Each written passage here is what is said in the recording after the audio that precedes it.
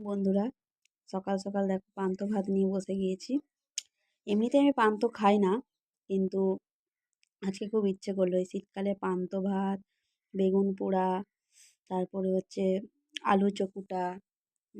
কালকের এই তরকারিটা ছিল, ফুলকপি আলুর তরকারি করেছিলাম রাত্রেবেলায়, সেই তরকারিটা। আর এখানে আলু চপ দিয়ে মাখানো, আর দুটো শশা নিয়েছি। আর এখন এই তরকারিটা গরম গরম হয়েছে, চচ্চড়ি সমস্ত কিছু দিয়ে।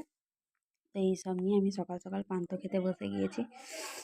তো ভালোই লাগে খেতে, কিন্তু আমার পান্তা খেলে অসুবিধে হয় বলে আমি খাই না, কিন্তু তাও ইচ্ছে করলো আজকে একটু খাই। তো চলো, তো খাওয়াটা শুরু করে দিই আমি। দারুণ লাগে আজ এরকম সময়। আবার যদি ছাদে বসে খাওয়া যায় তো খুবই ভালো হয়, গায়ে রোদ লাগবে আর পান্তা ভাত খেতে হবে। তো কার কার এরকম তোমাদের ভালো লাগে জানিও কিন্তু কমেন্টে।